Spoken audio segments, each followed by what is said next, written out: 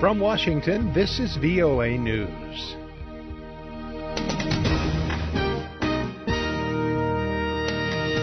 Iran nuclear talks break up with no reported progress and a deadly blast in Afghanistan. I'm David Byrd reporting from Washington. The European Union's foreign policy chief, Catherine Ashton, says that nuclear talks between Iran and 6 world powers ended without an agreement Saturday.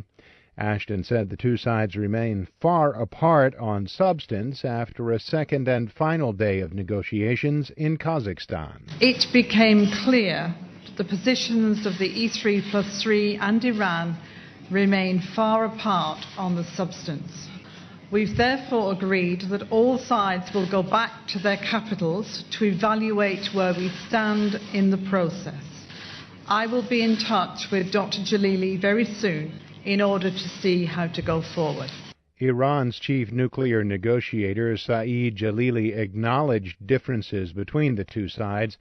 He reiterated Tehran's position that it has a right to enrich uranium. He said Iran is hoping for more concessions from world powers before it curtails its uranium enrichment program.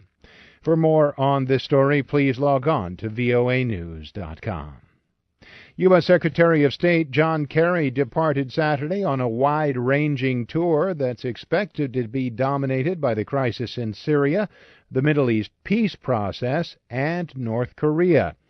Kerry will meet Sunday with Turkish officials, including Prime Minister Recep Tayyip Erdogan, to discuss efforts to end the bloody civil war in Syria.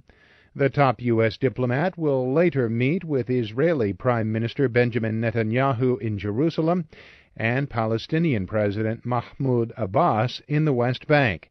Kerry will then travel to London for a Group of 8 foreign ministers meeting and then head to Seoul, South Korea, Beijing, and to Tokyo.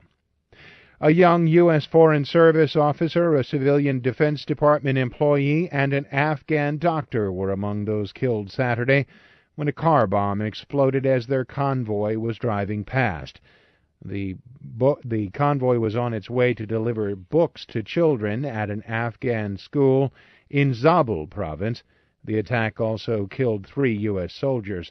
A separate attack in the eastern part of the country Saturday killed another U.S. civilian working for the Afghan government. U.S. Secretary of State John Kerry said he deplored the killing of the young Foreign Service officer, whom he had met last month in Kabul.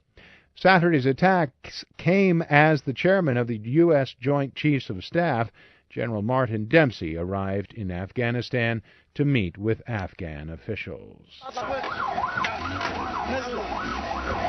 Iraqi officials say an attack on an election campaign meeting in the city of Bakuba has killed at least 22 people. Police say a militant threw a hand grenade into the meeting Saturday before a suicide bomber blew himself up. More than 50 people were wounded. There was no immediate claim of responsibility. Former South African President Nelson Mandela has been discharged from a Pretoria hospital after being treated for pneumonia. As Anita Powell reports from Johannesburg, the anti-apartheid icon will get ongoing medical treatment at home. Nelson Mandela spent 9 nights in the hospital before being discharged Saturday. He was treated for pneumonia, and President Jacob Zuma visited him earlier this week and said he had made steady improvement. Presidential spokesman Mac Maharaj said Mr. Mandela will now get round-the-clock care at home. Officials have noted that the 94-year-old icon has become increasingly frail.